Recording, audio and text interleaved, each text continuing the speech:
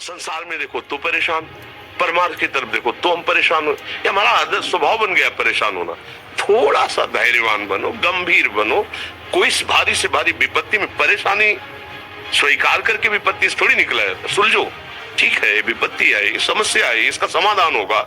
ऐसा थोड़ी कि हमें नष्ट कर देगी। अगर अभी हमारी बड़ी हानि हो जाती है, हम कल इससे बड़ा लाभ प्राप्त कर सकते हैं। हमको एकदम बिल्कुल गंभीर रहना है, इतने कमजोर नहीं बन जाना। अब वो गए तो क्या होगा, अब वो वस्तु गई तो क्या, पद गया तो क्या होगा। प्रयास किया था, ये पद मिला था, इससे बड़ा पद प्राप्त करूंगा, मैं इससे बड़ा महान बनूंगा। ठीक है, एक बार गिर गया, गलती हो गई, दंड भोगूंगा, फिर इससे ज्यादा संयम में रहूंगा। बिल्कुल मतलब एकदम फ्रेश दिमाग रखना चाहिए। पर अपने लोग क्या है, जरा सी बात में एकदम पछड़ा कर लेते हैं, एकदम कमजोर हो जाते हैं। ये बिल्कुल ठीक नहीं है। हम जीवन भर की यात्रा की बात कह रहे हैं, भारी से भारी कष्ट में भी मुस्कुराना, तो हमें बल मिला है, हमें भगवान की कृपा का दर्शन हुआ है, हमें उनका दुलार दिखाई दिया है। अगर ऐसे तो भाग जाते हैं, फिर परमार्थ में थोड़ी चलना होता है। आज जो आप सुन करके लाभ लेने की चेष्टा कर रहे हो ना, ये केवल प्रवचन नहीं है, ये जीवन है। अगर ये जिए ना होते ना तो ये इसका प्रभाव नहीं पड़ता, फिर वाणी का प्रभाव नहीं पड़ता। हम इसीलिए कहते हैं, जैसे आप लोग एकदम परेशान हो जाते हैं जब बोलो, क्या हमसे ज्यादा परेशानी होगी? दोनों किडनी खराब, दवाई लाने के लिए पैसे नहीं, पानी रखा है हम उठ के पी नहीं सकते, भीषण शरीर में कष्ट, भीषण बुखार, क्योंकि किडनी फेल, जरा में बुखार, खाने को क्या, रोटी मांग के लाओ। अगर वहां सब्जी मिलती तो लाल मिर्च ऐसी पड़ के मिलती थी कि पा नहीं सकते थे। आप सोचो, पानी लाना है तो मुझे लाना है, पीना है तो मुझे पीना है।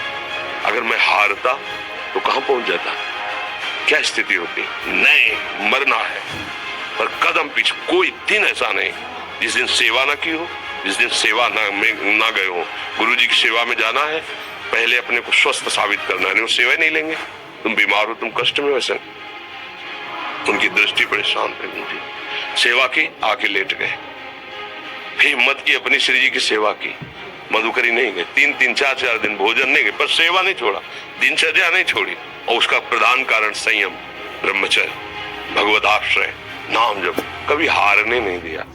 अभी भी थोड़ी देर बाद डायलिसिस शुरू होगा, हारने, आपको हारे हुए नजर आ रहे हैं। शरीर में पीड़ा है, किडनी फेल है, ऐसा थोड़ा हम स्वस्थ बैठे हैं, पीड़ा है, बार बार प्यास लगती है, थोड़ा थोड़ा पानी मिलता है, हर, लेकिन हम आनंदित हैं, हम प्रसन्न हैं। हम लड़ाई में हारे नहीं हैं, ना हारेंगे, हम जीत चुके हैं।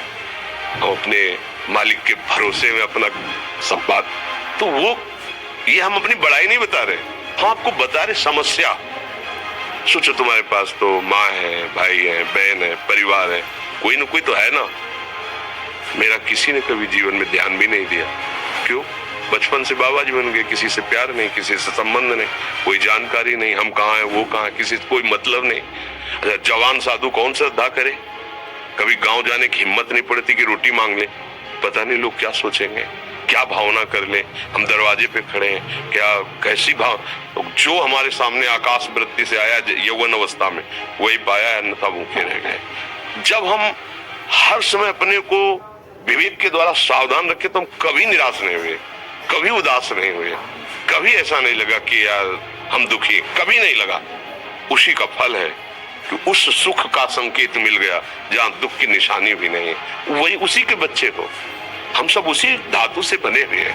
हम इतना क्यों परेशान हो जाते हैं? हम ये देखते हैं अपने लोग, थोड़ी बात बिगड़ गई परेशान, नहीं बिगड़ी तो बिगड़ जाने की संभावना में परेशान है। आज सुख है, लेकिन कल सुख छिन जाएगा तो हम आज के सुख में सुखी ना होकर कल के दुख की आने की संभावना में हम भयभीत हो। तो क्या हमारी सोच रह गई? हमको इतना बलवान बनना है कि सुख और दुख दोनों हमको छू न सके। भारी से भारी सुख की व्यवस्था है तो अहंकार नहीं, हर्षित होकर किसी का अपमान न करे कि हम धनी, हम पदाधिकारी, अमुक। भारी से भारी दुख आया तो हमें किसी के सहयोग की जरूरत नहीं।